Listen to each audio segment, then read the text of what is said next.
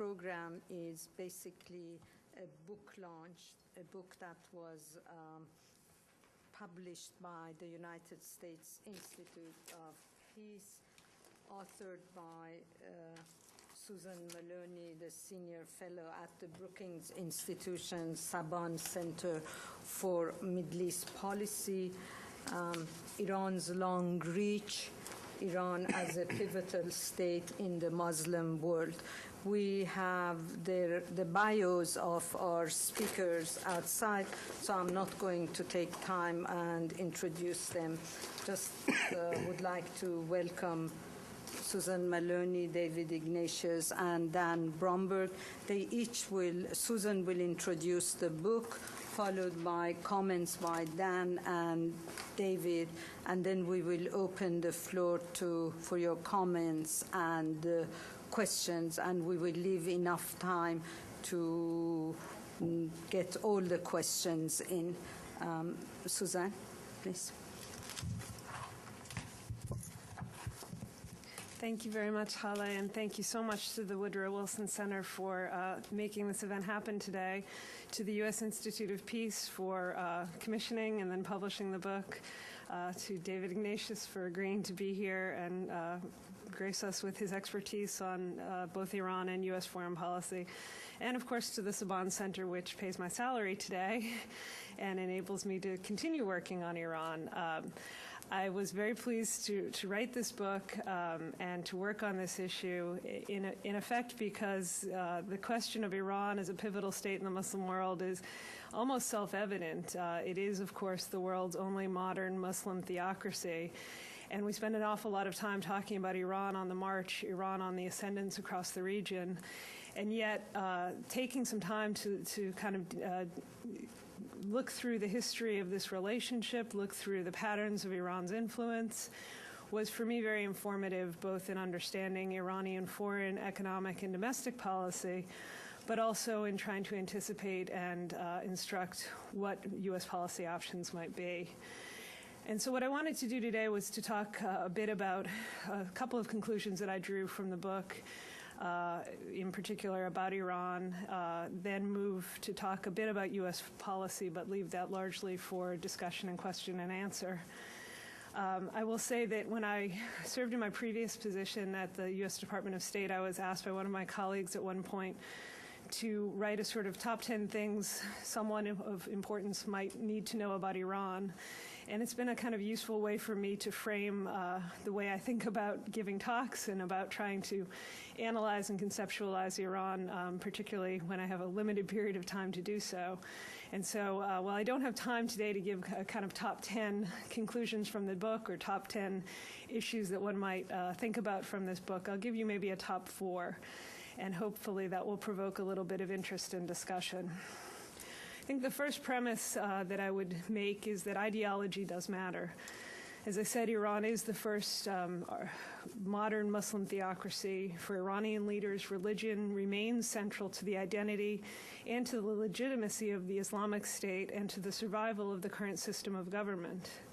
Indeed, you can look, and over time, it's very clear that the role and the authority of the supreme religious leader who holds ultimate authority has expanded and become entrenched.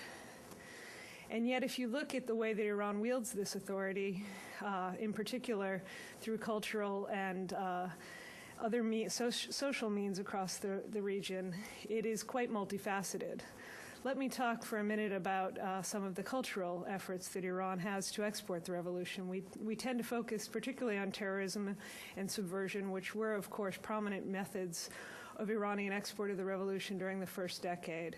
But in fact, Khomeini conceived of this very much in cultural and nonviolent terms.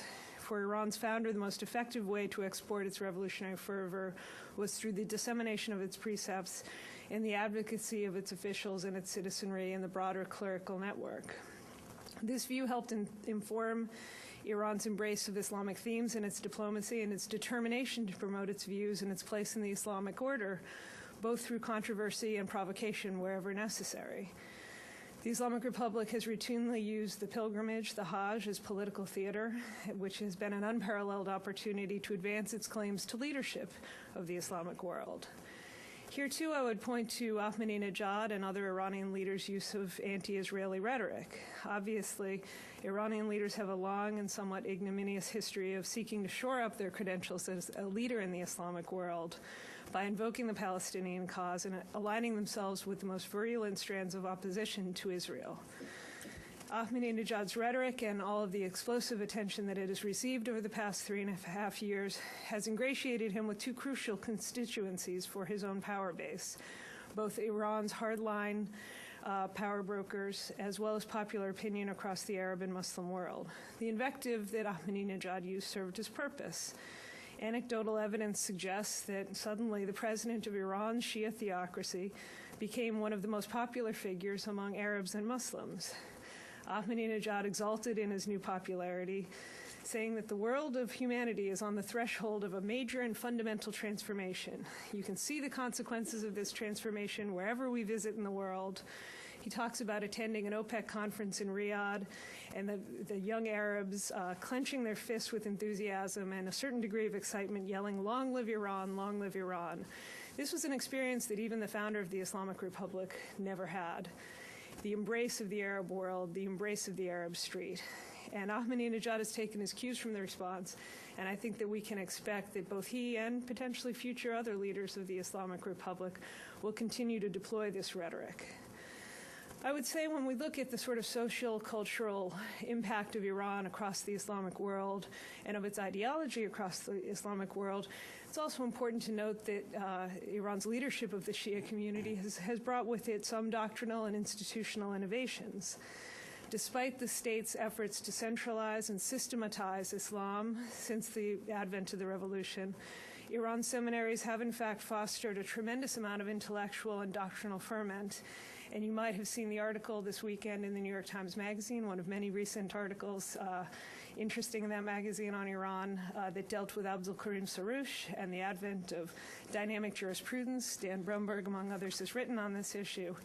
This is one of the sort of unexpected legacies of the Islamic Republic is that, in fact, there's been a lot of creativity in the seminaries, that you have a kind of ferment of Islamic thought in this country, and that, too, will influence both the shape of Iran in the future and the broader world of Islam over time.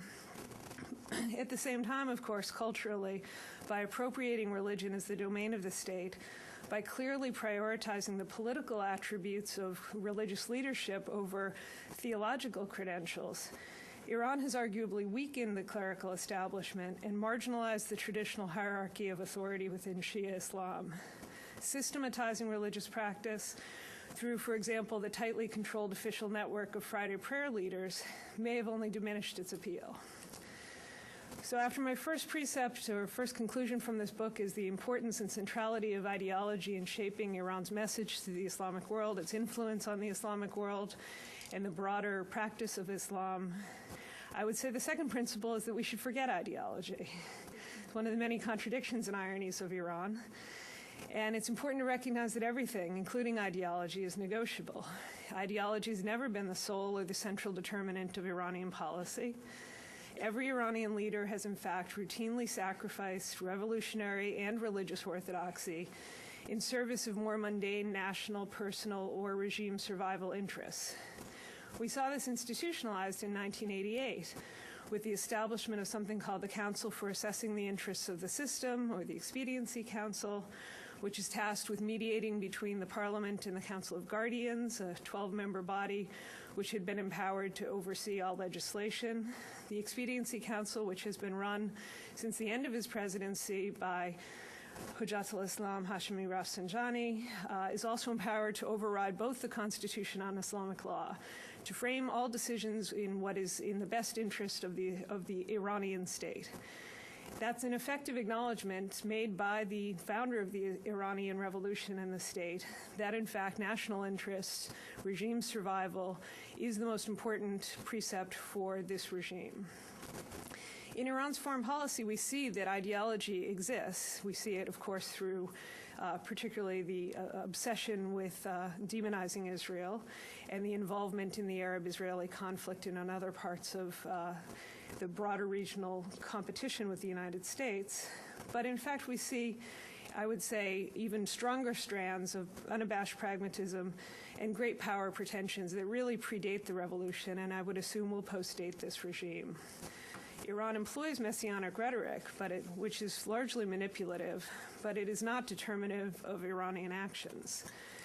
Let me just speak for a moment on the economy, because I want to emphasize that Iran's influence is multifaceted, so I'm trying to ensure that we're not just talking about foreign or domestic policy here today.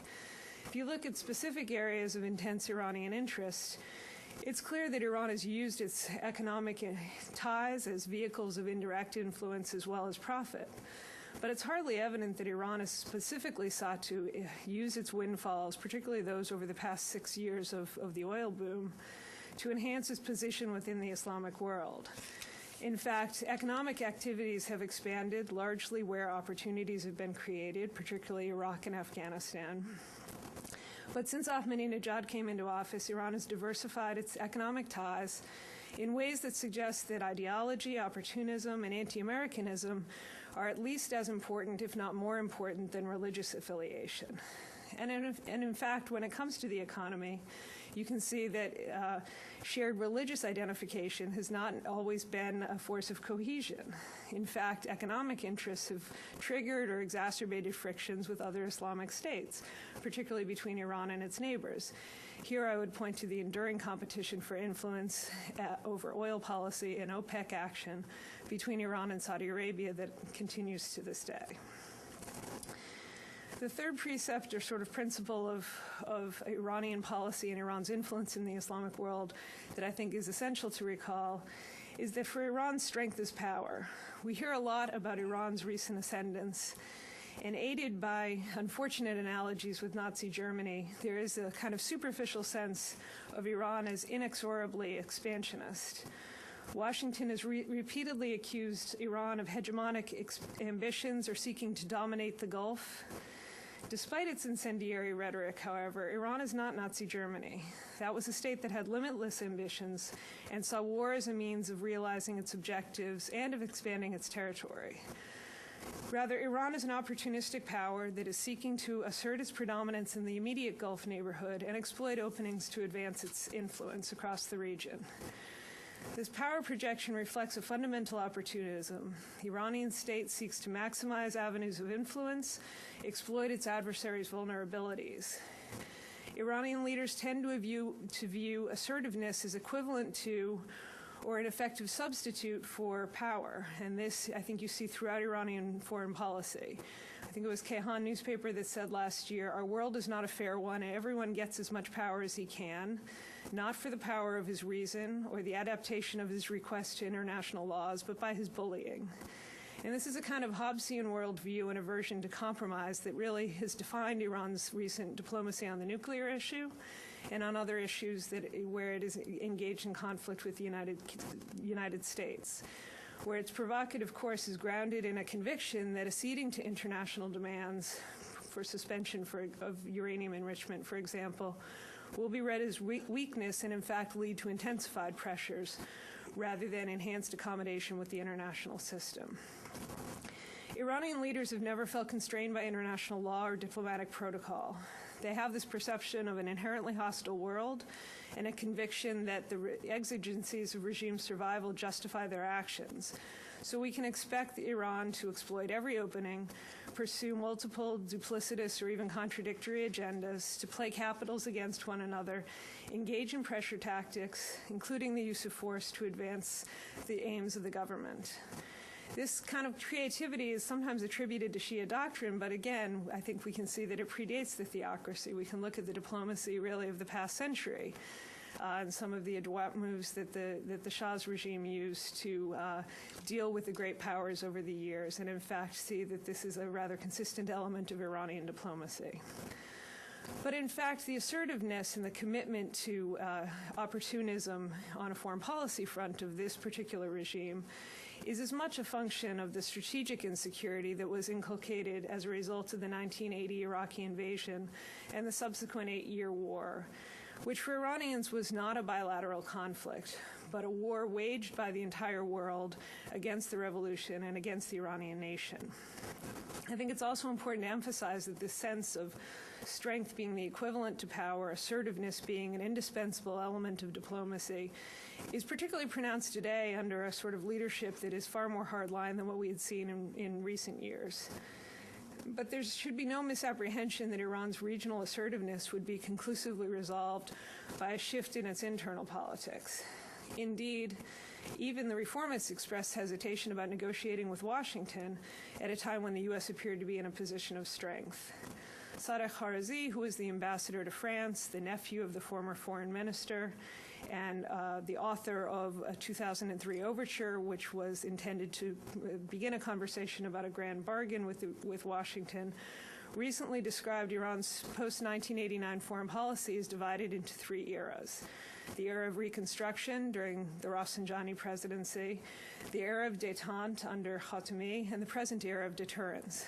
And I would venture that any successor to Ahmadinejad, if we are to see a change in the elections that are due to take place in Iran on June 12th of this coming year, may well see the era of deterrence extended. Let me just finish with one final precept about Iran that I think we see come through, and it has direct relevance for its influence in the Islamic world, and that is that Iran is not immutable, and neither are its policies. Evidence of a changing Iran is manifest in both its young population and its generational shift in leadership. Iranian policies have been forced to evolve to keep pace. We saw this in Khomeini's embrace of family planning programs that stemmed from Iran's post-revolutionary baby boom. We've seen this implicitly with the regime's vastly liberalized enforcement of social and cultural restrictions, or even in the position of someone like Ahmadinejad, a very avowedly hardline conservative, who in fact tried to advance the idea of women attending soccer matches in stadiums, something that had been long forbidden in Iran. This is not a static society, nor are its policies static. Iran's foreign policy has changed in dramatic ways. In spite of Khomeini's enduring antipathy toward the Saudi monarchy, which he reiterated explicitly in his final will and testament, each of his successors, even the combative Ahmadinejad, have cultivated a constructive relationship with Riyadh. And we've seen this sort of evolution of Iranian policy continue even as the domestic politics have regressed. And here I would point to the dramatically changed context for discussion of possible negotiations with Washington. The idea that a supreme leader would come out publicly endorsing the notion and the need for some sort of direct dialogue with Washington was almost inconceivable. And yet this was a speech that Khamenei gave in 2006. He has repeated the offer with obvious conditions and caveats since. But for the first time in post-revolutionary history, you have a situation in which the entire Iranian political elite is aligned behind the idea of direct dialogue with the great Satan, which is in and of itself an enormous shift even from the much more optimistic days of the Khatami era. The book discusses several prospects for what may come next in Iran, focusing on agents of change, including the economy, youth, and regional developments, and also lays out some principles for U.S. policy. Let me just run through those very quickly, and I'd be happy to give some more specifics in the follow-on discussion. The first principle, I think, is obvious today and has been probably widely accepted even among the alarmists who were convinced the Bush administration was prepared to launch strikes at any time, and that is that we really have no viable military option against Iran that advances U.S. interests. The second principle is simply that externally oriented regime change is a dangerous myth. This is a regime that has survived nearly everything. And the endurance of the regime makes it important that we recognize we're going to be dealing with it for the foreseeable future. Third principle is that engagement is a viable tool, even with an Iran that is far less palatable than the Iran of a decade ago, a leadership that is far less palatable than that of a decade ago. The international reprobation aimed at Ahmadinejad and those around him is well earned, but it's not a sufficient excuse for constraining our own tools for dealing with Tehran. Four, I'd say Iranian internal politics do matter. And here I would point to what I expect to be a very interesting debate in the run-up to the presidential elections in June. I find repeatedly people, some within the Bush administration, but also in other parts of Washington, who wonder whether Ahmadinejad is in fact a useful asset for our policy. He has in fact, through his rhetoric and his intemperate actions, frequently assisted us in creating a sort of international current and unprecedented international pressure on the nuclear program, but really a coalition that never existed to deal with the Iranian problem before in history. And so there are those who in fact find that his presence crystallizes the debate internationally, and in fact we may benefit from this. I would say we're not well served by the degeneration of Iran's internal politics, and I think obviously my fellow panelists would have personal reason to attest to that the Iran of the Khatami era, of the reformist era, for all of its flaws and faults and inadequacies, for every area in which the reform movement fell short, that was a path for Iran that was far preferable for American interests and for Iran's own self-interest. And yet our capacity to positively influence internal outcomes within Iran is profoundly limited. And our interests with respect to Iran transcend the question of its internal politics. And so as a result, we cannot and should not hold our diplomacy hostage to the ultimately impenetrable dynamics of Iran's factional competition, which is to say we have to find a way to deal with the bad guys, even as we hope and look for ways to support a more moderate faction to come to the fore again. Finally, I would say, and the point of the book is that engaging with Iran will not be easy. It will not provide immediate payoffs. We found very little success even during the heyday of the reform movement. And even as Iran's government at this stage is perhaps more consolidated, and that may facilitate us in some directions in dealing with Iran, it will still prove very difficult, as all prior attempts to engage Iran in negotiations by the U.S. administration, as well as other areas of rapprochement between Iran and its former adversaries, such as the British and the Saudis, have proven. And yet it is indispensable and urgent for U.S. policy. And so with that, I will wrap up my comments and look forward to an interesting discussion. Thank you very much, Suzanne. Dan? Thanks very much, Haleh, and thanks to you and the Wilson Center for hosting this event. Haleh and I have a long relationship, cooperating together, and also an institutional relationship. I'm really happy that USIP has been able to join forces with the Wilson Center on a number of occasions and host this is one of several really interesting events, and I can only emphasize how grateful we are for this relationship. Suzanne's wonderful book is part of a series on pivotal states in the Muslim world. We at USIP have published thus far 2 books, one on Nigeria, another on Turkey. We have 2 additional works, one on Egypt and one on Saudi Arabia, which we hope will be coming out in the next few months. My colleague Scott Leszczynski, who I saw walk in a few minutes ago, has been in charge of this very formidable task of shepherding these various cats in the same direction. And I also want to recognize my colleague Abidun Williams from USIP, who's with us here today. I'm going to make my remarks very brief, in large measure because I don't have much dissent to offer here, Suzanne. You and I share a kind of pragmatic, a sharply pragmatic sort of approach and ethos when it comes to dealing with this most difficult of challenges, and that is Iran. I do want to say 3 quick points, and then I'll turn it over to our next distinguished speaker. And the first point is that I couldn't agree more that ideology is a factor. I see Iranian foreign policy in some respects similar to Israel. It's very much a function of domestic politics and ideology. And while I recognize that this is true only up to a point, when it comes to internal issues of political change and reform, and when it comes to dealing with the United States, the issue of ideology looms very large. It has been always very difficult for advocates in Iran to make the case for opening up to the United States and for engagement, in part because hostility to the United States rests as such a fundamental premise of the Islamic Republic itself. There is no parity in that sense between the role of ideology in Washington, although the neocons certainly seem to raise that parity for a while, and the role of ideology in Tehran. It looms very large, and it really constrains what we can do. And while I certainly share the desire to open up with Iran, I think that, and this is a message that the policy audience probably doesn't like to hear, we have to think about the prospects for internal change and therefore foreign policy change in a dramatic way in 5 to 10 year increments. And that's not an increment that foreign policy people like to hear. We'd like to think about opportunities coming down the pike much more quickly. But it's going to take a long time for Iran to change. Change does not come through regime change, as Suzanne argues. It comes through a transformation of the existing system.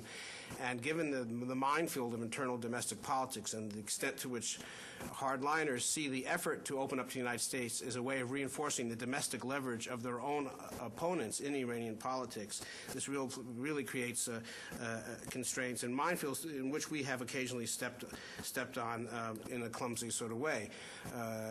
I have no doubt that the current and going out administration exacerbated this problem, but I think that even the most forward-thinking, pragmatic administration that comes into Washington, and I believe that's what we're going to have now, will find this to be a huge challenge. The second point I want to make in terms of this role of ideology, it has changed. And I said, and I echo here Suzanne's point, I think having spent 6, 7 weeks ago 2 hours with the president of Iran, which is long enough, I might add, it was striking that we didn't hear the word Islam mentioned practically in 2 hours. It was all this third worldist rhetoric. And it seems on one hand, ancien régime, you've heard it before, it's being sort of trudged up from the 70s and 80s, but there's a pragmatic aspect to this, and it's partly touched upon in Suzanne's book, but it's also a matter of wider discussion, and that is Iran's relations with non-Muslim states, particularly Russia, China, Venezuela. There are very few Shiites in Venezuela, as far as I know, and in China as well. And the extent to which Iran is trying to find ways to skirt the embargo, to reinforce its own oil industry, because its domestic politics largely depends on its oil industry. The other day, Ayatollah Janati was applauding the crisis in the United States, and then he stood back and he said, "Oh my, look at the effect of this crisis on our own domestic politics." Iran has tried to find a way to circumvent many of the constraints, but ultimately Iran's oil industry, which is again central to its domestic politics, will depend on modernizing its oil industry, and that cannot be done without an opening to the West. It cannot be done without, they simply cannot go to Venezuela, maybe China up to an extent. We don't have time to go into this here, but it really is going to depend on what the pragmatic conservatives see as finding a way to reopen opportunities for dialogue with the West. And that raises my third point, and that is, of course, the upcoming elections. The fissures within the conservative camp, as we all know, are as sharp as those within the, if not sharper than in the reformist camp.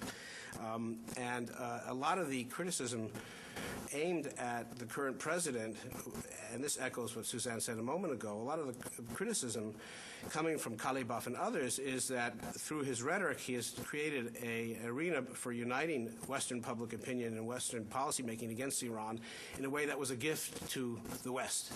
And it's precisely this argument that the rhetoric has in some sense undermined Iran's strategic interests that will probably help smooth the way. If not, I'm not going to speculate here on who's going to run or who's going to win the next election, but the trend seems to be in favor of a kind of more pragmatic conservative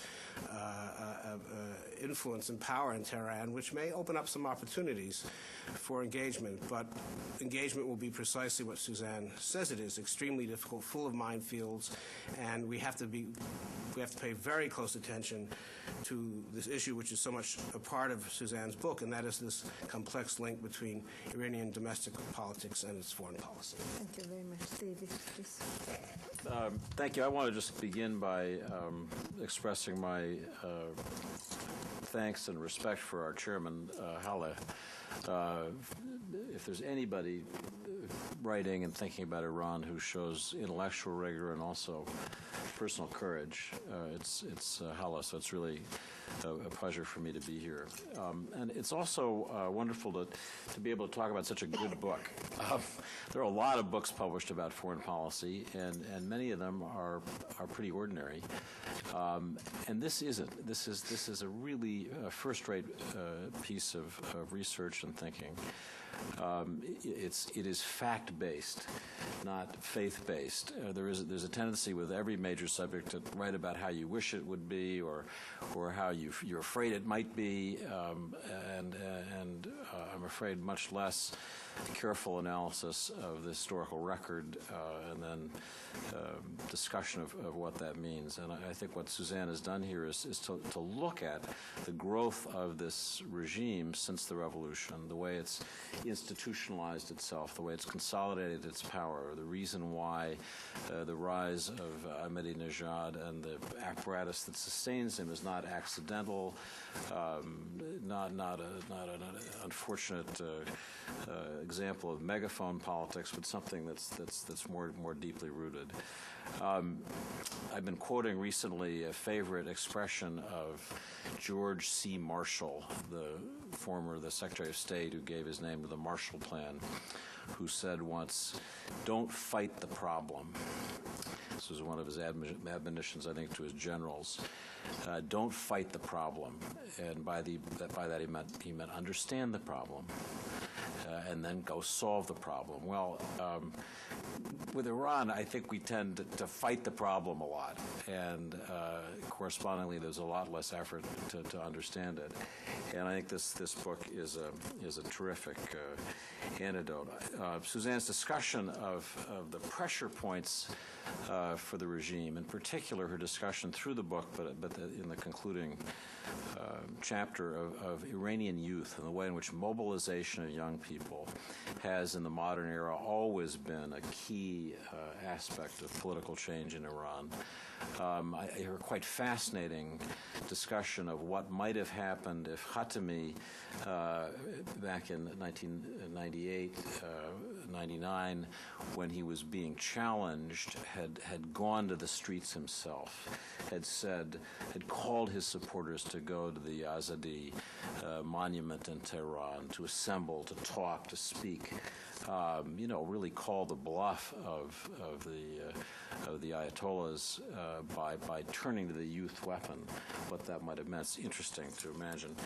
I thought in the spirit of Suzanne's book, I would just briefly run through a few things that I hear from Iranians on my own one visit to Iran in late 2006 and on my more frequent visits with Iranian officials in New York, in Europe, and elsewhere. Not that these are things that we should take as immutable, as Suzanne says, nothing we hear from Iran is immutable, but just that they're worth taking seriously, they're worth listening to, rather than just dismissing. The first thing that I found, it was the overwhelming theme, really, of my conversations with Iranians in Iran in 2006 was, this is our moment. We are a rising nation. You Americans are a falling nation. You've stumbled into great difficulty in Iraq, and we, quite frankly, are benefiting from it. But this is our moment, and you need to recognize that and see it as we see it. The second thing that I've heard consistently, but especially from ordinary people in Iran itself, is your threats don't frighten us. If you were foolish enough to embark on military action against our nuclear program, you would hurt yourselves more than you'd hurt us, and we would survive that, but it would be irrational for you to do that. And you're a great power, and we don't think you're irrational, so we don't really think you'll do this. I mean, it's really striking how little credibility these, given how much discussion there is of the military option, does it exist or not, how little persuaded Iran seems to be that it's for real. Another thing that I'm struck by in conversations with Iranians is the way in which they, by their actions, seek to tell the to tell the Arab world that the Sunni-Shia split that we spend so much time analyzing here is really a tactic or a strategy of the West to divide Muslims. I'm reminded of the behavior and the words I used to hear from Christian Arabs who were radical nationalists in the earlier era, people like George Habash from the Popular Front for the Liberation of Palestine, who in a sense wanted to show their Muslim Arab brothers that they were as determined on the issues that their brothers cared about as anyone. And I think that the Shia Iranians have really been trying to say through their support of Hamas, through their extreme rhetoric on Israel, that we are as strong on the issues that the Sunnis have traditionally championed. And to that extent, this split is an illusion. They're obviously caught in a catch-22, most of all in Lebanon, and we can discuss that. I'm struck again and again by Iranian determination never again to be caught in the situation they were caught in vis-a-vis Iraq during the 1980s. I mean, I think we forget how that war touched every Iranian family. We go visit, when we journalists go to Iran, we go visit the Martyrs Cemetery in the south of Tehran, but we need to remember this isn't just a show on Fridays. It's a wound that's still open. And I think Iranian behavior in Iraq, the quite ruthless campaign by Iran to consolidate its position in post-war Iraq reflects that. A friend of mine who visits sometimes with the head of the Quds Force heard him recently say, we're not always going to be as strong in Iraq as we are now. This moment will pass, so we need to make sure that we use it as aggressively as we can to achieve our objectives of reducing the long-run danger to us that could come from Iraq. Another thing that I think we should listen to when Iranians say it is that our claims that Iran is the revolutionary regime in this part of the world upsetting the status quo, which is something I believe, I've written often enough, isn't true. The revolutionary power in the Middle East is the United States. It's the United States that seeks to overturn the established order. The United States has fought 2 wars, threatens other wars all the time. What are you talking about with all your accusations about us? You're the ones who have the soldiers who are conducting these operations. I think similarly, there is an Iranian conviction that the West only listens to force. We talk an awful lot about diplomacy, diplomatic solutions, engagement, but at the end of the day, we respect countries that can threaten us. Ahmadinejad does say. Khatami talked about a dialogue of civilization, about meeting with the West. He went to Davos. What did that give us? We were part of the axis of evil. Ahmadinejad uses rhetoric that the West finds hateful and contemptible, but we're respected, we're feared, we get our way, people keep making concessions to us. And the obvious disturbing consequence of that is Iranian behavior in the nuclear program. Suzanne said it much more succinctly than I, that they believe that strength is power, and they're determined to be strong. A penultimate thing that I hear from Iranians, this comes from a couple of senior officials who remind me that for the supreme leader, when we try to imagine what's inside this black box of Iranian leadership, how decisions are made, what are the factors that condition decision-making, for the supreme leader, the legitimacy of the revolution is the paramount, overriding obligation. That the supreme leader will do anything but put that at risk.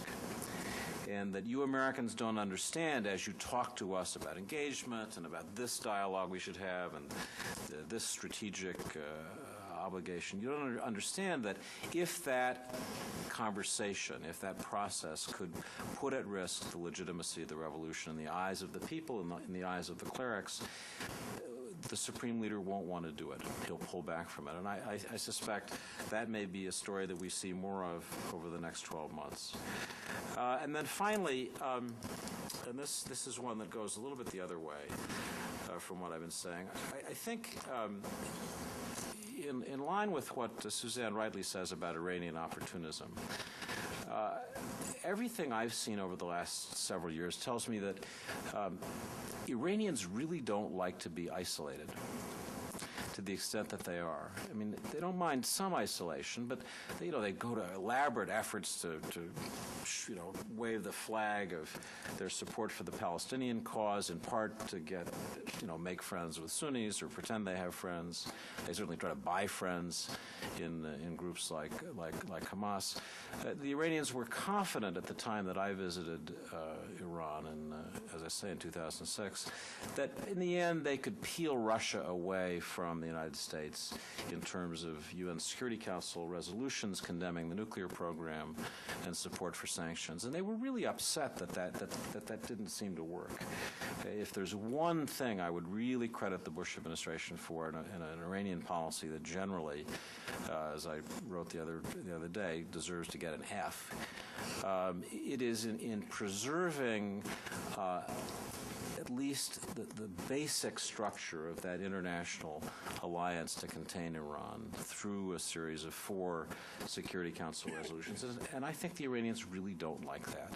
And that to the extent the new administration can continue that, strengthen it, make Iran feel like it's really on the outside, that it's got a lot of enemies who are unhappy with its behavior, that will register in Tehran. So let me stop there again by saying what a first-rate piece of work I think this is. Thank you very much. We're going to open the floor to questions. Let me ask all 3 of the panelists the question. Since, Suzanne, you study Iran very carefully, same with Dan too, and David, you have talked to a lot of Iranians. What do you think the Iranians are expecting from the Obama administration? Are they once again reading wrong the messages that are coming from Washington? Because I recall that when the Republican came to power, the Iranians were very happy because they thought that they would be able, because they are interested in oil, therefore they would have a much better relationship with a Republican administration, and they read basically the administration wrong. So how do you think they read the next administration? Suzanne, let's start with you. Thank you. That's a great question. I'm not sure I can give it proper justice. I think they're obviously watching and reading the tea leaves, just as so many of us in Washington are, looking at appointments, looking at statements that are coming out of both the president-elect and those whom he's already appointed and those whom he may be likely to appoint for some sort of indication. I think, to some extent, what has gone on to date has been predictable. That is the letter from Ahmadinejad, as well as some of the backing away comments that we've seen from some of his closer and more hardline allies. The presidential advisors who've appeared to be denigrating the prospects for engagement. Ahmadinejad's sort of theatrical tactics, some of the previous letters he sent to the American people and to various foreign leaders, including President Bush, made it almost inevitable that he would do something like this with President-elect Obama. And so, I think we'll see continuing efforts on the part of the Iranians to test the new administration's readiness and willingness to negotiate, as well as to see precisely what the red lines for this new administration might be by asserting themselves, whether it's in Iraq, Afghanistan, Lebanon, and elsewhere, to see exactly how this administration will respond. I agree with Suzanne that I think we have this wonderful word, discombobulated. I think they don't quite know what to make of Obama. I think, in a sense, what concerns them is that he can play on their terrain. And by that I mean, Ahmadinejad has said several times, I heard him say in Tehran for the first time, the world of 1945 is over. The institutions that were created after the Second World War are dead. And we, as a rising power left out of that settlement, are going to be leaders in creating a new order to replace the old, tired one symbolized by the United States. And along comes Obama, who talks the language of change. I've been thinking that in addition to everything else one might say about him, he's a post-colonial man. And so I think he's able to speak in that conversation. And a friend who recently was in Iran actually met with the Supreme Leader, had a very interesting observation privately, which was that where Ahmadinejad may have been a useful Iranian voice in the era of George Bush, this little pop gun of a man sounding off, and he's not going to be such a useful counterpart to Barack Obama. That's not going to work. And I found that interesting. I think there may be some truth to that. I think Obama presents the Iranians most of all with an interesting challenge, and I hope it's my one fear about there are many good things to say about Hillary Clinton as Secretary of State, but one negative is that to the extent that she takes the focus away from the president himself and the message he brings and what he symbolically says to the world, we might lose a bit of an opportunity. Well, that's very interesting, and it goes with what I was mentioning before, and that is that the criticism of Ahmadinejad occurred in the last year or two of the Bush administration, when he was seen as inadvertently helping to unite the United States with Western Europe and to some extent with Russia. So there is this sense that we're paying a high price if we continue dealing with this new administration with this kind of voice. Whether this translates into a political change at the top, we'll see. There was a piece today in the New York Times by Nazila, who I call her Nazila because I've known her for several years, but her second name, thank you, her eludes me right now. And the Iranians were complaining that he said, well, President-elect Obama, it's the same old talk, carrots and sticks, with an emphasis on the sticks. And we want to hear a real change. We want to hear the real message. Whether they mean it or not, who knows? I mean, I think they feel fundamentally conflicted about sort of the opportunity presented at them, intrigued and at the same time somewhat threatened by it. Robin, just wait for the microphone, please.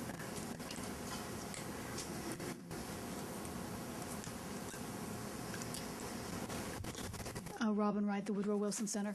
I want to ask each of you to make a couple of predictions. One, given the outline by Obama yesterday on Meet the Press, talking about just a general outlines of what he hopes to do, which didn't actually, at the end of the day, sound all that different from what the Bush administration has tried to do, maybe bigger in scope or whatever. How confident are you that that the U.S. and Iran can come to an agreement that will end up getting Iran to stop its uranium enrichment? The question being, do you believe that Iran will, during the first term of the Obama administration, end up with a nuclear capability? And secondly, given all the pressure that Ahmadinejad is under, the debate over whether he's a useful character in dealing with the Obama administration, and given the enormous economic problems that are playing out and in many ways redefining the political debate in Iran, do you believe that he will, A, run, and B, get reelected? Is he too expensive for the administration or the regime, in other words? And will they look for someone else perhaps to step in and replace him so that they keep control of the political environment, but also diffuse the kind of tensions there are within the regime? Thank you. Susan, you go first. Thank you, Suzanne. The first is the $64 million question. You asked a couple of questions put together, and the final one was probably the most pointed. Will Iran have a nuclear weapons capability by the end of the first term of the Obama administration? And that I don't want to hazard a guess on. I do think, I'm not confident that we will be able to get an agreement on suspension. I don't believe that coming to an agreement on an issue of that is that central to the Iranian sense of its own psyche and its own security is going to be an easy or a short-term sort of a deal. And so I suspect what we would have to live with is a deal that would provide for extensive guarantees and intrusive inspection of any ongoing Iranian nuclear activities, particularly the uranium enrichment. So, I think we start off with suspension as our ultimate goal, and it is the best case scenario. But given where we have gone in the past 4 years, I see very little prospect that we're going to be able to walk this program that far back, particularly in the short period of time that would be necessary or relevant to actually stopping the crossing of whatever threshold you want to hold out. So that may place me as a pessimist, although I think the act of the negotiating, the act of testing, and the effort to actually craft some sort of a bargain that we see as sustainable and that the Iranians believe provides them with enough face saving to be able to live with is essential. It's really our only alternative. So it that shouldn't be read as a pessimistic comment on the process of negotiation or the prospects for negotiations. Where I am a pessimist is on the domestic politics. I think Ahmadinejad is, at this stage, absolutely likely to run, absolutely likely to win. I don't say this because I have any illusions about the depth of dislike for him among many sectors of the Iranian population, but I do believe that thus far the Supreme Leader has made his support fairly explicit and unconditional in a way that I can't recall him ever having done for any prior Iranian president. All those who appear to be his designates, that is to say, not his supporters and advisors, who in many cases have been quite critical of Ahmadinejad, even publicly, but the Supreme Leader's representatives in various institutions have all been out publicly very supportive of Ahmadinejad. And in fact, I think the Iranian system prefers some degree of continuity and predictability. There is this precedent where every Iranian president has served a second term. I think that it would take something of a shock to the system for the Supreme Leader to decide to pull Ahmadinejad from the scene.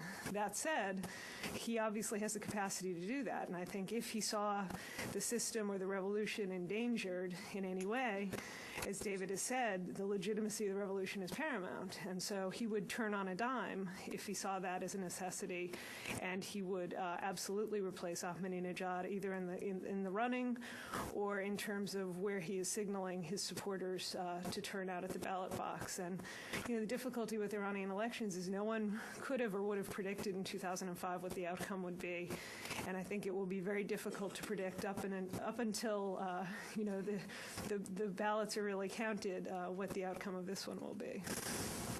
Yeah, very quickly, I stopped watching Sunday morning talk shows when my son was born, so that's a while ago, and so I don't really track them very closely. But certainly, my sense is that there's a difference between capability and capacity, and it's more than simply a rhetorical difference. And the Iranians would probably be happy living with a certain degree of ambiguity around this issue. And the question is, how much ambiguity will the U.S. live with? And in terms of the elections, I think Suzanne is right. It's a defeat for the system for the president not to run or to be defeated in another election. The Supreme Leader has to demonstrate that the system works, and for that purpose, Ahmadinejad must run and must win, or else it's going to really shake up the political system. Certainly the Supreme Leader would ask him to step down if his presence was threatening that system, but I think it's quite the other way around. Having said that, the focus perhaps should not be on so much the man, but the institutions around him, the murky question of Iranian factionalism, the interest that those different factions represent, and too much focus perhaps on the president would get us off on the wrong track. on Robin's first question, I think the idea of suspending enrichment is pretty much a dead letter. It's failed. The Iranians essentially have mastered the fuel cycle. The thing that the suspension policy was designed to stop has happened anyway because the policy failed. So I think the question really is, to what policy do you retrench as you think about an achievable goal for the new administration? And my own feeling is that the right way to retrench on all sorts of levels is to retrench to legality. That you say, I mean, the problem with the demand that you stop enriching uranium is that countries are allowed under the NPT to enrich uranium for civilian nuclear uses, and that's what the Iranians say they're doing. And there were all sorts of reasons why, because of undeclared programs and secret activities, the UN condemned the Iranian program. But I think there's a policy that takes the Iranians at their word. You say you want civilian nuclear energy, and you're entitled to it. And so we are going to insist on a regime in which the things that you're allowed to do under the NPT, you will be allowed to do, but we will find ways to monitor and verify that you're not doing additional things and that your program is what you say it is. So, hold them to their word.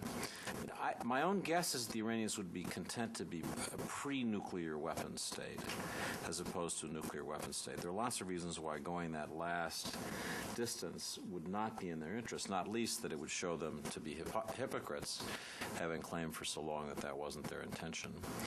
And I think there's something to be said for introducing ambiguity on the other side.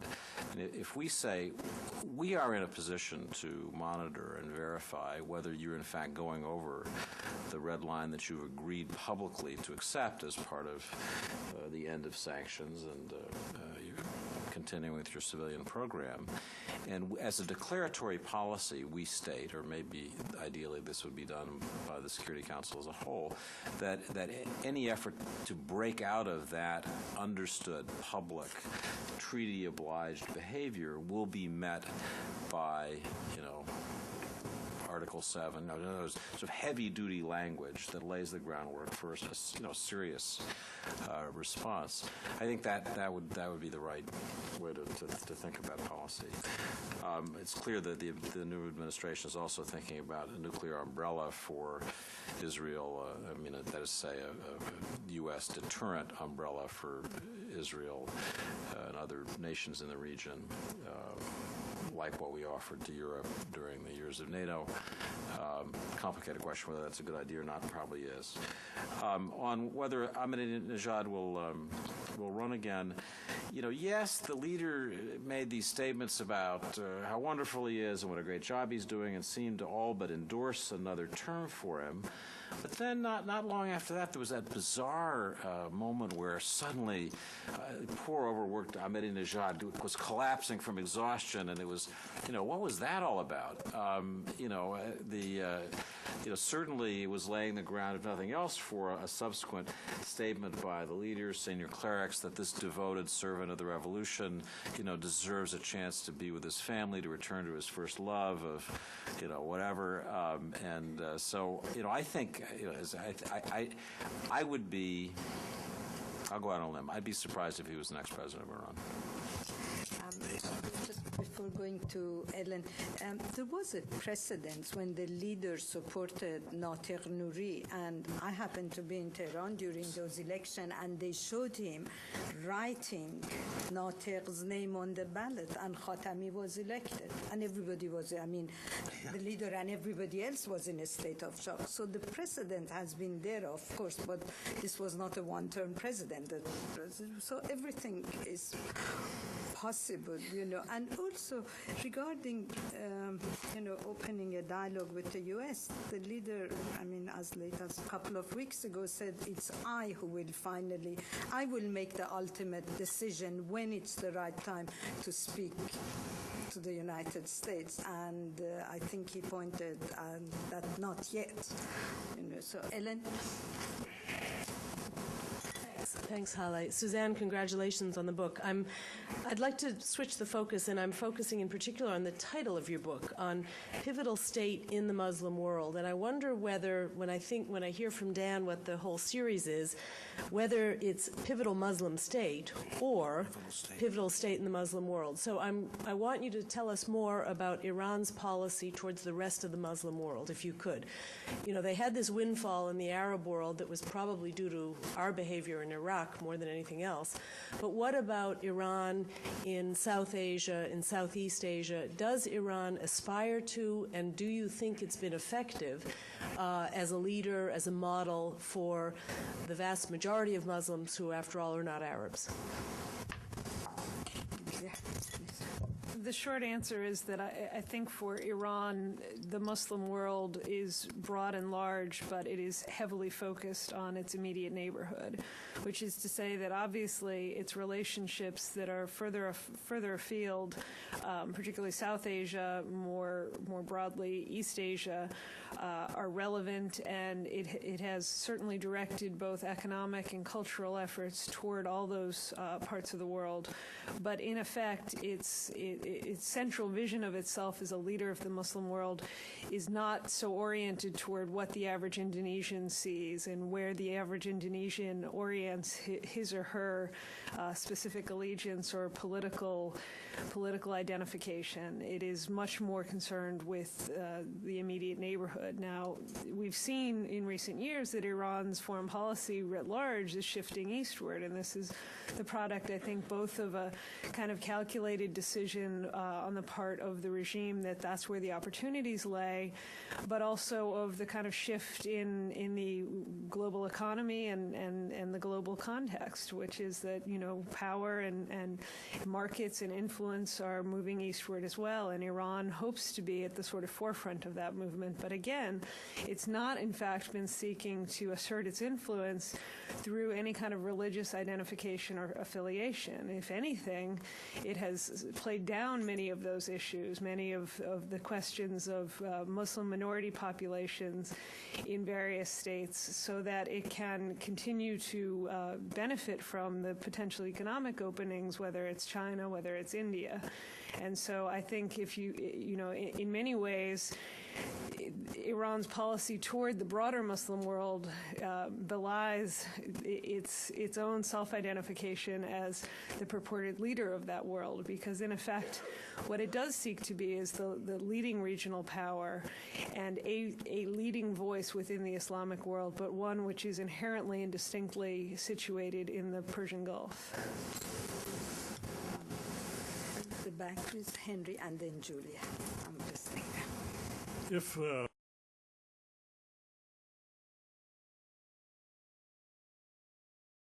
assist us in Iraq and Afghanistan and in combating terror in the world, could it even perhaps be helpful in the Arab-Israel context? Is there something more that we might get from fostering a decent relationship with Iran?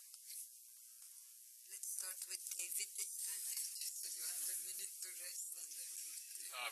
Well, that's an excellent question, one that I puzzled about myself a lot.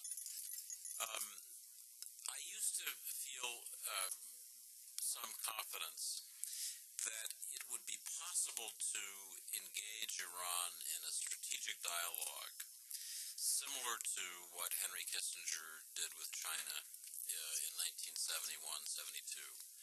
That is to say, that we would explain our fundamental strategic interests, they would explain their fundamental strategic interests. We would see the areas in which those interests overlapped and in fact were coincident, and we would see the areas where they were in conflict and try to cooperate on the former and understand and have red lines to deal with the latter.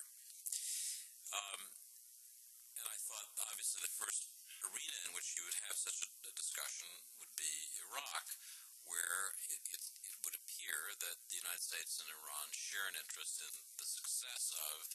this Shiite, Iran-leaning, or at least Iran-friendly government of Prime Minister Maliki.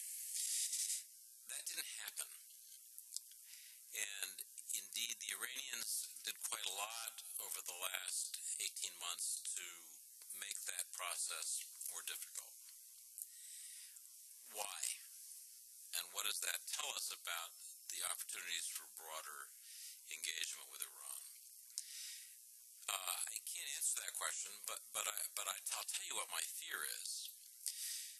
My fear is that Iran genuinely regards us as a revolutionary, destabilizing power that, no matter what we say, threatens them, doesn't want to see their regime continue.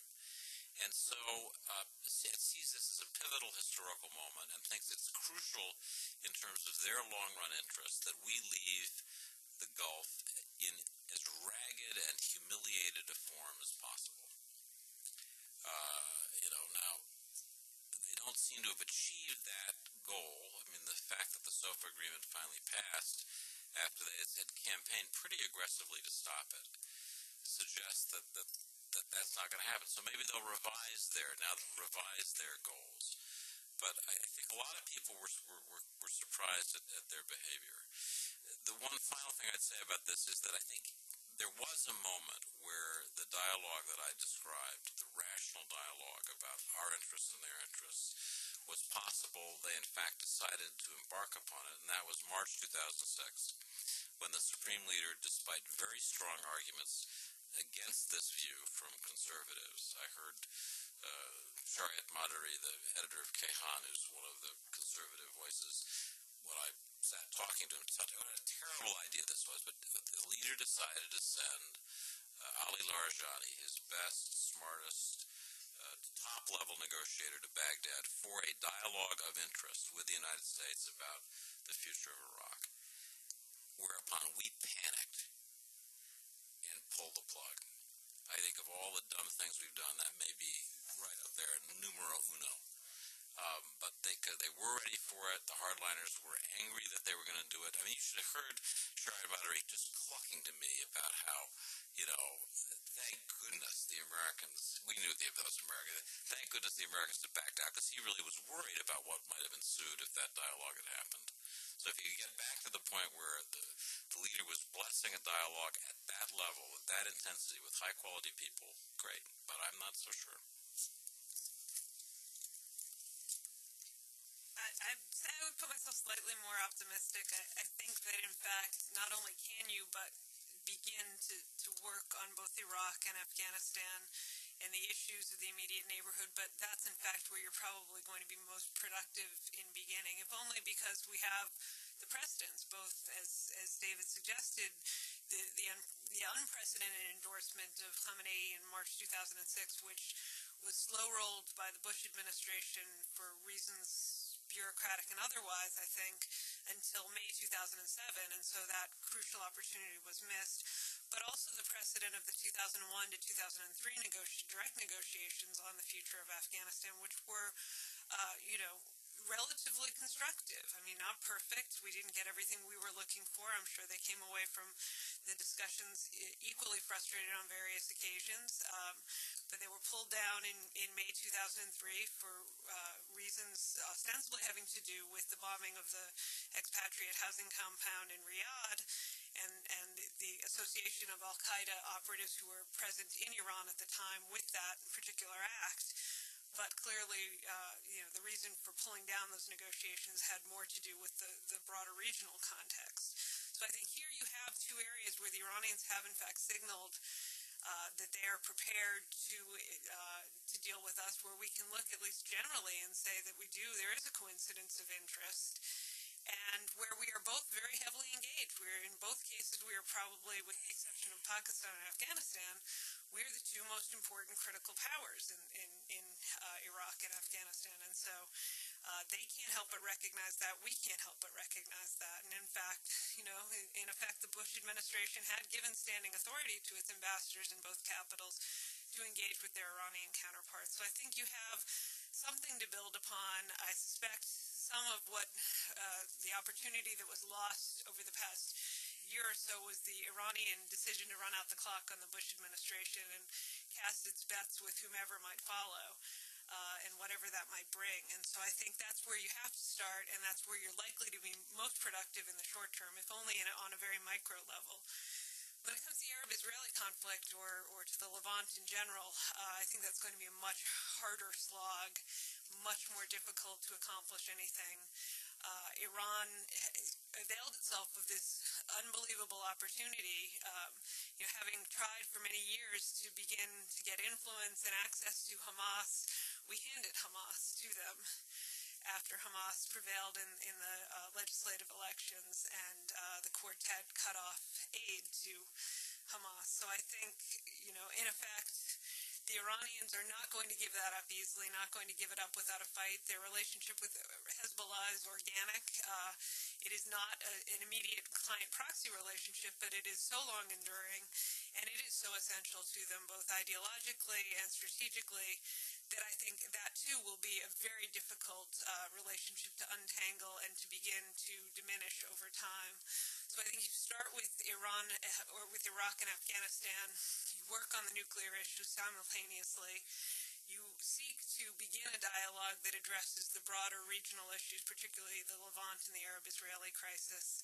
And I would say, just as still for another book, the Saban Center at Brookings and the Council on Foreign Relations have just put together a sort of broader strategic set of guidance for the new administration, with a chapter specifically addressed to how one might create a sort of multi-track negotiating framework with Iran that addresses this specific issue. Well, just to piggyback from what Suzanne said, I think that it's critical for the administration, the incoming administration, to be united in terms of what it wants to do with Iran, and that doesn't demonstrate the kinds of divisions we've seen over how to deal with Iran. And that's one point. The other point is that on the there's a kind of psychological element. We all recognize it to dealing with Iran. For 2 years I participated in some second track diplomacy meetings, and the Iranians are always saying we don't get no respect. The kind of Rodney Dangerfield perspective, and you just don't.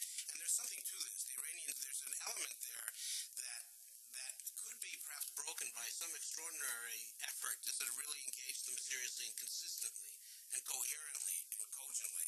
There's no guarantee of it, because what we've seen in the past, what happens is when there's progress, the Iranian hardliners go behind the scenes more or less, and they try to wreck it. They try to sabotage it, and we can expect that. But it's worth trying on Afghanistan and Iraq to see whether you can use these as prisons for getting over that psychological hurdle. And finally, on the Palestine issue, there I would echo what Suzanne said. You got to turn the question around. What can be done by the United States in the region to weaken or certainly change the sort of balance of forces such that Iran's leverage is not quite what it is now?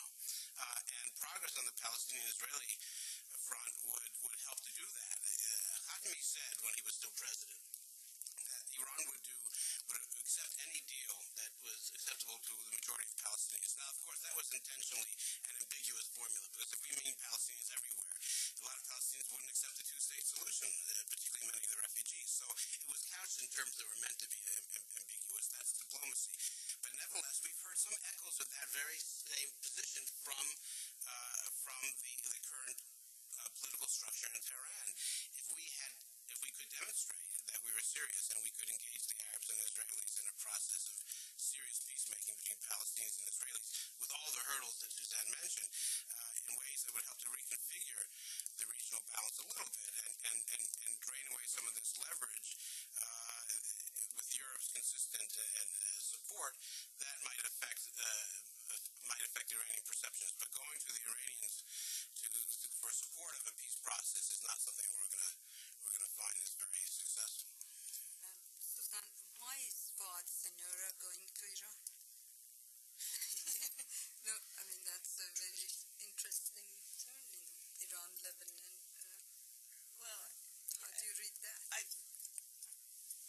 I mean, there has been this expansion of Iran's influence in Lebanon, and I think a concomitant recognition on the part of a broad-based group of Lebanese that Iran is not an influence that can be immediately eradicated from their own internal politics. I can't speak to what Signora's specific objectives are on his trip, but given the recent back and forth between Beirut and Tehran, I think, it's a sort of concession that, in fact, Iran is a player, that he has to get Iran on board if he's going to be able to manage his own internal politics. And I think one of the difficulties of the past couple of years of U.S. policy toward Lebanon has been this sort of absolutist view that we have to eliminate Hezbollah from the scene. We have no possible solution other than the diminution of Hezbollah's influence and by extension Iran's influence. And the reality that I think most Lebanese always recognized is that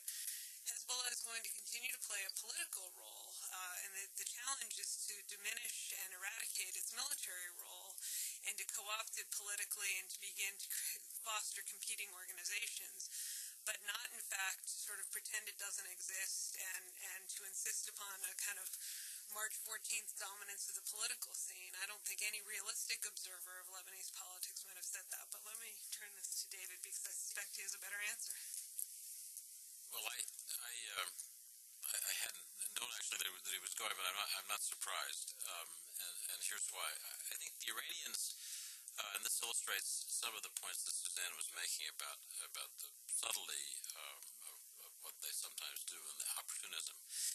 The Iranians certainly during the Doha negotiations that led to the installation of a new Lebanese president, and since have actually been, as I understand it, less strident than the Syrians. The Syrians really they don't want their army back in Lebanon, but they do want to exert a degree of control over Lebanese politics and constrain Lebanese political outcomes, well beyond what the Iranians think is appropriate. I mean, again, Iran wants to be loved in the Sunni world. It may seem like a ridiculous ambition, but it's this Rodney Dangerfield thing. They want to be loved. They want to, we're your leaders. We're the big regional power, And so I think they're in Lebanon, to the extent that they could pull Siniora away from his Saudi supporters. Siniora historically has been quite close to the Qataris, and who mediated this diplomatic outcome. That would suit the long-term interests of Iranian foreign policy.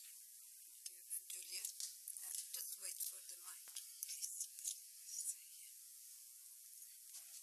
Thank you. It's a pleasure to be here and to hear Suzanne, and I hope someday to get back to Iran with her because we had one marvelous trip together, and who knows, maybe someday again. But I had a comment about oil prices, and that's really based on a PFC Energy seminar we had in Paris, and I was speaking about Russia after the financial crisis, and I think there's really parallels here. One of the issues, of course, is this oil price slide, and as oil has slid below $50 a barrel, both Russia and Iran are very concerned because they're both oil and gas economies. And really the question, I suppose, for the next administration is that I don't think anything will be done before June of 2009, which is when Ahmadinejad is elected or not, or re-elected or not. And there will be a new president in Iran. But by June 2009, I think we'll have a better sense also where oil prices are headed. And clearly, if they're down and even lower than today, let's say, I think there's going to be panic, both within Russia and within Iran, because both of these countries are dependent on higher prices now. And so that may change, I think, a number of dynamics domestically as well. I know when Ahmadinejad got sick, I think it's when oil prices started coming down. And there is this concern that you can't buy off the segments of the population that you've been buying off. And I think this is true in both Russia and Iran. So this will be very interesting to watch next year, because for the U.S. and our relationships with both of these countries, I think there could be weakened governments that are willing to deal in ways that very high oil prices have made it more difficult for them. I suppose because they've acted much stronger, and I think next year will be interesting for many reasons. Let me just make two quick points, because I think you raised two very important issues. One is the question of should we or can we act before the Iranian presidential elections? And here I think buck the conventional wisdom. I think the administration should be signaling well in advance of the elections both because we can't predict or positively influence the outcome of the elections, but also because if we appear to be sort of hedging any overture based on the outcome, it's a lose-lose proposition. Either Ahmadinejad gets reelected and we look like we're coming on our knees, or some other candidate gets elected and we look like we taint any potential successor by appearing to embrace him too quickly or too closely. So I think, in fact, we should hedge by making clear what our path is well before June 2009, recognizing that for lots of bureaucratic reasons, I wouldn't expect much to actually transpire before then. With respect to oil prices, I mean, this is obviously the issue of the day. And I fully agree with what you're saying. The Iranians are at least $50 billion down for the next fiscal year from where they might have expected to be. And there's a huge amount of discussion about that today in Iran. I would also just caution, if only because I've just spent a weekend with a lot of folks who seemed a little bit, frankly, triumphalist about what oil prices were going to do to Iranian foreign policy. And due to Iran's willingness to compromise on the nuclear program, that there isn't in fact a lot of precedent for Iran altering its foreign policy on the basis of external economic pressures. And in fact, if you look at one of the most analogous opportunities or incidents, you could look back to 85-86 and the crash of the oil price at that period, at a time when Iran was in many ways under much greater pressure and had a much less diversified globalized economy. And at that point, what happened was the then prime minister, slightly different political configuration, went to conservatives and said, you all don't want more taxes on the bazaar? Well, if you don't want more taxes, then you're going to have to agree to end the war. And he went to the radical leftists, who later morphed into the reformists, and said, you want more social spending, you want more subsidies, you're going to have to agree to end the war, or call to end the war. And neither side was willing to take on that issue. Neither political faction was willing to compromise on what they either saw as an existential security issue or an ideologically sanctified issue, or perhaps some combination of the two. They were far more prepared to take the political costs and the economic costs, and they adopted this austerity budget in 85-86. Now, Iran today is not the Iran of 85 and 86, and the population, the relationship between the population and the regime has changed dramatically. But I would not count on the fact that this group of political elites are incapable of finding a sort of internal economic way to bear the costs of the decline in oil prices and continue to maintain their very strong conviction around the need for some sort of nuclear program. So that's just a caveat. I'm going to take last questions together because we are running out of time. Yes, please. And then yeah. Could I ask you to be very brief in your question? Sanctions aren't working. The military option is not an option. Negotiations are probably not going to stop nuclear enrichment. So no one's talking about the case of nuclear Iran. What could be should Obama plan for that? Number one. Number two, if he is planning for it, what should be his plan? Okay, thank you. Here, just in front, there's a quick question. Sure. Mehmet Galbasi with BBC Persian. I was in Iran in March, and discussions that I had with both Javad Larijani, the brother Larijani, all the way to Ibrahim Yazdi, there's one thing in common that goes back to the issue of respect. They say the United States hasn't really recognized the revolution yet. Hasn't come down to the point and says, we agree that you now are a legitimate power.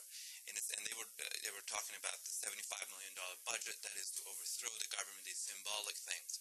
And they thought it was an important gesture, if it happened for any administration, to make it clear the United States has dropped the policy of regime change altogether. Do you think that could be useful? Just very brief, please. Thank you. Colonel Datta, Foreign Policy Association. As a matter of fact, in the recent attack on Bombay, and as a matter of fact, reality has been taken into an attack on India, and that is one step further to achieve this timeless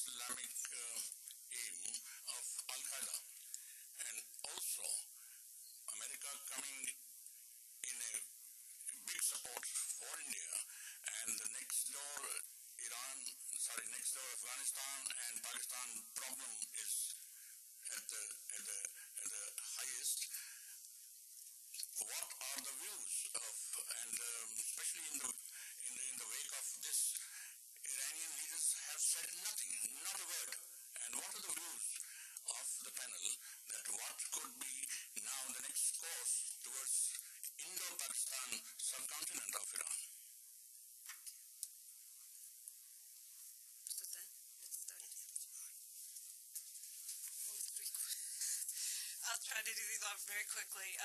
Iranian leaders have in fact condemned the terrorist attacks in Mumbai. The way they view South Asia and how they interpret this sort of rise of Al Qaeda, I think, is still. I wouldn't hazard a guess at this stage. But clearly the Iranians are concerned about the growth of instability in the subcontinent, and particularly the impact directly as it applies to them from Afghanistan. So, what will be interesting is as the next administration engages on subcontinent issues, that touches very directly on Afghanistan and implicitly brings into it Iran.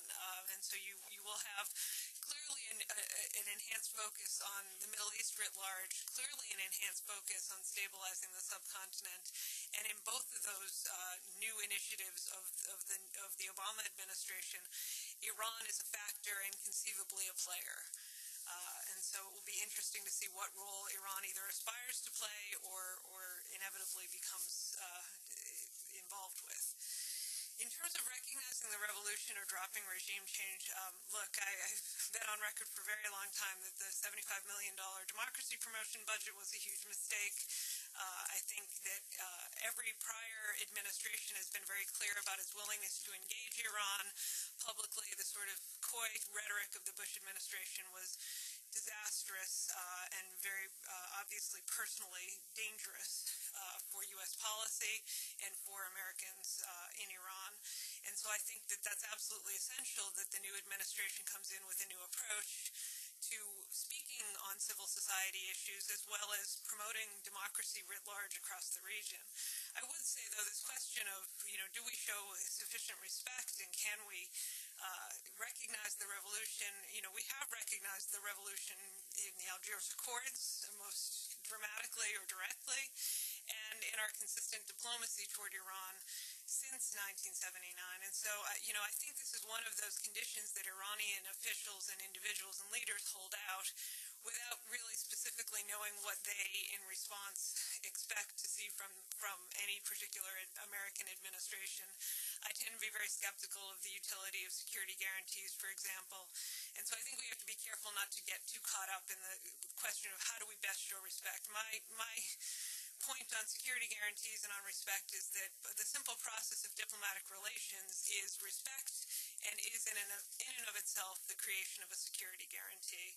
And I think that that would in fact satisfy the underlying concerns of most Iranians. And in terms of a nuclear Iran, should we be planning for it and how? I would say yes, absolutely, we must be planning for it.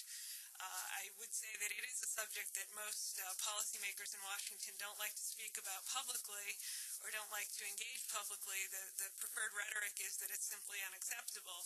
But obviously the military, for example, plans for all kinds of contingencies that are highly undesirable. And I would say that if we are not already planning for a nuclear Iran, someone is very remiss. How we might do that is a fairly complicated task to lay out. But clearly the discussion of some sort of nuclear umbrella for American allies in the region would be part of it.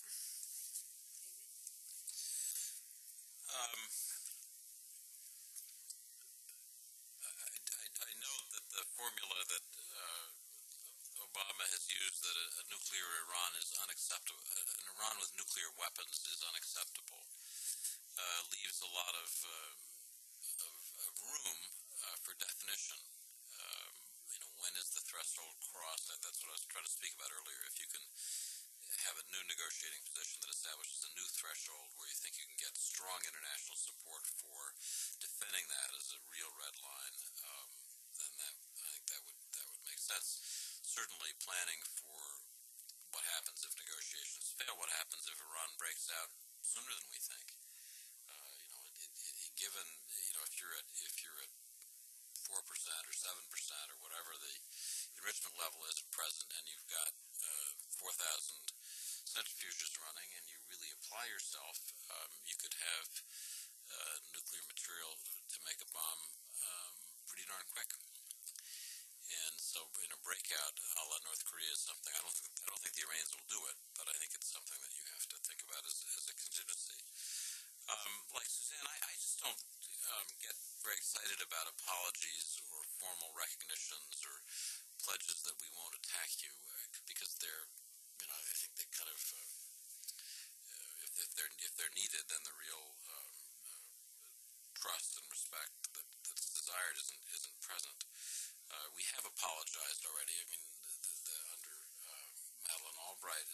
state, there was an effort to go down that road, and it didn't seem to produce much.